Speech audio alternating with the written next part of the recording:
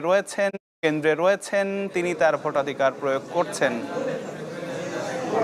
তাকে খুবই হাস্যোজ্জ্বল দেখাচ্ছে আতিক, এবং আমরা দেখতে পাচ্ছি খুব উচ্ছ্বাসের সাথেই আসলে তারা ভোট খুবই দিচ্ছে। স্বাভাবিক, কারণ এই অন্তর্বর্তীকালীন সরকারের প্রধান অধ্যাপক ডক্টর মোহাম্মদ ইউনূস এবং এই নির্বাচন আয়োজন তার জন্য একটা বড় ধরনের চ্যালেঞ্জ ছিল। সেটি আসলে তিনি করতে কতটুকু সক্ষম হয়েছেন, মানে সুষ্ঠুভাবে করতে সক্ষম হয়েছেন, সেটি হয়তো আজকে দিনের শেষে বলা যাবে। আমরা দেখতে পাচ্ছি, আমাদের ক্যামেরার মাধ্যমে দর্শকদেরকে দেখানোর চেষ্টা করছি যে তিনি তার পছন্দের প্রার্থীকে ভোট দিয়ে হাত সেই উঁচিয়ে গোলাপি কাগজটি আসলে আমরা দেখতে পাচ্ছি, যেটা থেকে তিনি হাত উঁচিয়ে আসলে দেখাচ্ছেন একদমই। এবং এই মাত্রই তিনি হা না ভোটের সেই গণভোটের পেপারটি মাত্রই আসলে ব্যালট বক্সে প্রদান করলেন।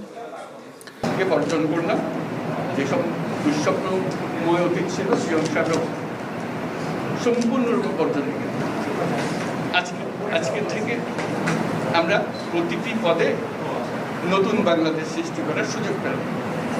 আজকে জন্মদিন পালন করি, আমরা সারাদিন ব্যাপী উৎসব করি, সবাই মিলে জাতি সবাই মিলে উৎসব করি, এবং এটা নিশ্চিত হবে গণভোটটা দিন। প্রার্থীর জন্য আমরা ভোট দিলাম, সেটা খুব গুরুত্বপূর্ণ, কিন্তু গণভোটটা খুবই গুরুত্বপূর্ণ।